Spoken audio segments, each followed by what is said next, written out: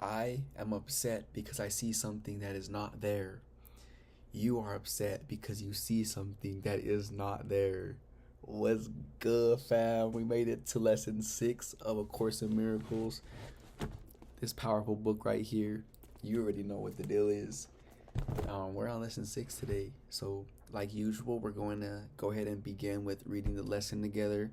Then we are going to apply the lesson together and discuss what we read and applied and practice being in this state of enlightenment together, because like we know, the more and more and more we practice this state of being, it will be so easy. We could just click autopilot, sit back and go through this world and be, do, and have anything that we experience effortlessly. And I'm pretty sure by now you get the sense of how easy this is. But if you still don't understand yet, just know that it is what's going on 24/7. This state of mind is always here for you. I fall asleep from time to time. I know you may fall asleep from time to time, and together we are going to be woke and see the light in each other for each other. So that way we remind ourselves of who and what we really are. So I hope that I can do that for you today, and you're doing that for me right now by allowing me to make this video for you. So let's go ahead and begin lesson 6. You already know what to do. Open up to lesson 6. Let's read along together. And if you don't got the book, then one, go get the book. It's worth it, I promise.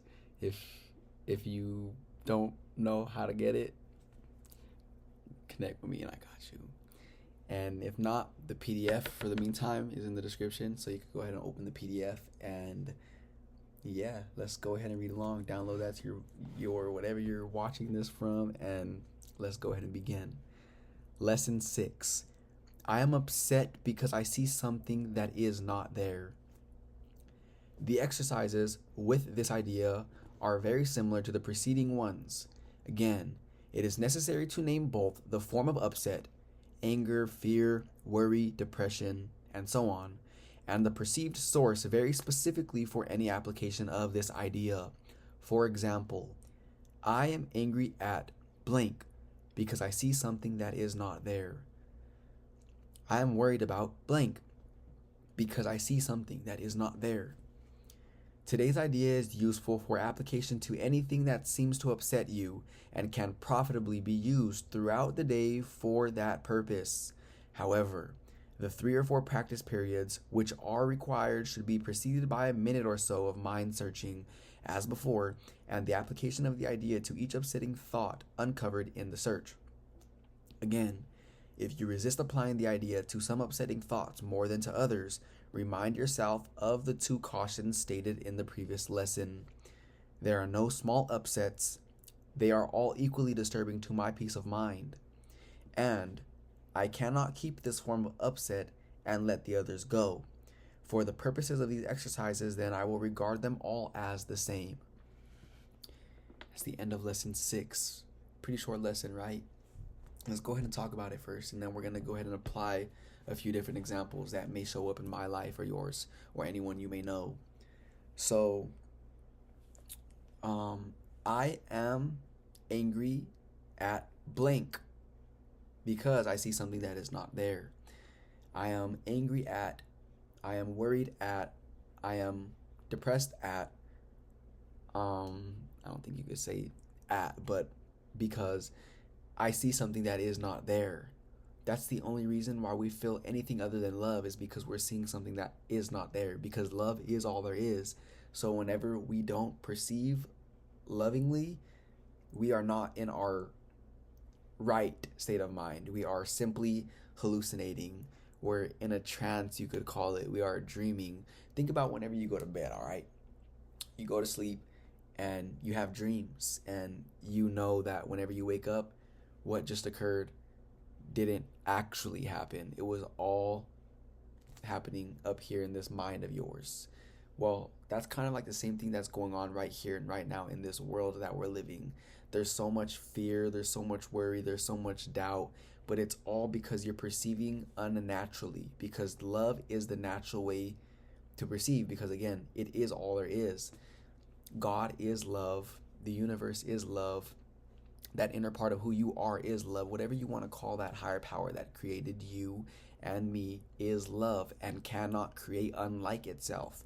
Meaning, where me and you come from is from love, and therefore we are an extension of that. And that means that whenever we are perceiving unlovingly, we are not really perceiving at all. We are simply dreaming. We are simply seeing something that is not there. So we're going to go ahead and apply this together, and it could get a little repetitive. It's okay, because remember, repetition of this new way of thinking that the course is providing to us is what is going to help us maintain this state of enlightenment forevermore, because this is our natural state of being. When we're not feeling great like we are right now, when we're not feeling joyous, happy, healthy, wise, woke, enlightened, and any other amazing attribute that stems from love, we are doing something with this powerful tool of ours that is miscreating. We are perceiving falsely because we are simply asleep, and that's not what we intended to do. Whenever we stepped forth in these bodies, we intended to live the best life that we possibly could, woke and remembering who and what we really are and the power that lies within us, and create. That's it. Simply create whatever it is that you love to do. So let's go ahead and apply this, all right? And I'm going to say some personal examples that I believe are very common, that I've seen happen in my life or someone else's that's close to me. And while I'm doing that, I would like for you to listen to what I'm saying and kind of search your own mind for subjects that relate to you. Now, let's go ahead and begin. I am angry at my parents because I see something that is not there. I am worried about not having enough money to pay the rent at the end of the week because I see something that is not there. I am upset at my friend because I see something that is not there. Now, we could continue going, but one thing I do want to say is it says, again, if you resist applying the idea to some upsetting thoughts more than to others, and I know I did, and you may go through this too, you may think we all have that dark spot in us that we think is there that we never want to look at or shine light on. And keep this in mind. It's saying, again, if you resist applying this idea to some upsetting thoughts more than to others, remind yourself of the two cautions stated in the previous lesson. There are no small upsets. They are all equally disturbing to my peace of mind. Let's stop right there and really unpack that. This is the same italicized portion of the text that was brought to our attention in lesson 5. That's where it came from. They brought it back. Lesson 6. There are no small upsets. They're all equally disturbing to my peace of mind. So although I may be angry at this person, and then I may be a little annoyed, which may seem like a smaller problem or issue at this other person, even though that me being a little annoyed at this person or situation or circumstance or event appears smaller than being angry or depressed, it's actually the same thing, because if it's not love, it's fear, and any form that fear takes is not really there. We're seeing something that is not there. It's an illusion. It's unnatural. It's not part of who you are. It was never created. Therefore, it was something that we made and are believing that is there because of our belief to it, if that makes any sense. It will all begin to make more and more and more sense the more we unpack this. But just know there are no small upsets. They're all equally disturbing to my peace of mind. So even though I may want to keep this form of upset because I feel like I deserve to be angry at this person for a wrongdoing that I believe they did to me, that's actually keeping my peace of mind hindered. It's prolonging my peace of mind because I'm wanting to keep this form of upset rather than forgiving and letting go because I see something that is not there. And another form of upset, another thing that the book states is, I cannot keep this form of upset and let the others go. For the purposes of these exercises, then, I will regard them as all the same.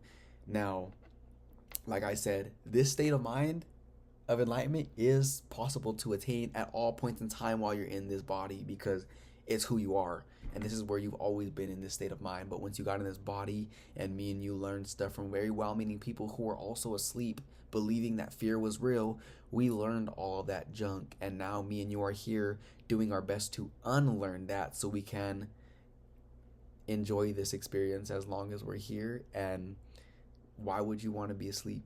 Why would you want to be worried, doubt, fear, anger? All those are unnecessary, and of course you're going to experience them from time to time because it is just a natural thing while you are away from home, you could say.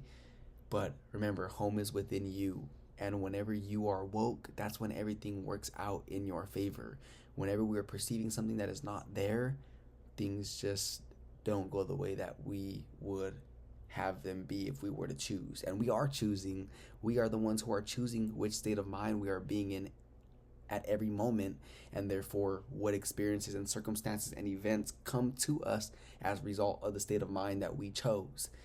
So a lot of this book is teaching that, and not only this book, but a lot of spirituality is showing us that we do have the power to decide, and we are deciding even if we're unaware we're doing so. So we believe that things are happening to us, outside conditions, events, circumstances, whatever it may be that is going on in your life right now, but it is only as a result of what you've been doing with this powerful tool of yours. Everything that I have in my life, whether it's wanted or unwanted, is a result of what I've been doing with this powerful tool of mine. If I may have created a situation I didn't desire, knowingly or unknowingly, but now that me and you are reminded of the power that lies within us, we are going to do the best to remove any blocks towards love that may abide within us. Now, this is some work that you have to do on your own time, and this is work that I gotta do on my own time. But just know that I am here whenever you feel like you need some guidance or some wokeness, and I will be able to provide that to you. But for now, that's pretty much all of lesson 6. Throughout the day, approximately 3 or 4 practice periods are valid, and really do like a minute or so of searching your mind for anything that may be upsetting you right now in your life, making you worried, doubt, fearful, jealous, envious, whatever it may be. And don't be afraid to look at those things, because remember, it's only fearful in the dark. Whenever you're dreaming, it may be fearful, but when you wake up, you understand that it wasn't there to begin with. So our fears are not really there to begin with. It's only because we believe in them that is what is giving them their power. But we are going to place our power where it truly lies, which is in love. And the moment we shine the light on that dark place within us that we believe exists, we're going to see that there's nothing there. There never was, there never will be, no fear can exist inside of a child of God, a child who is whole and love and light.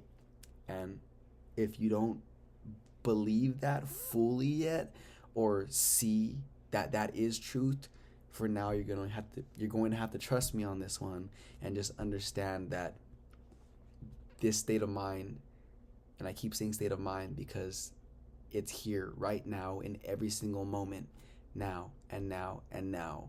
So go ahead and apply this lesson today, and may you never be the same. May I never be the same.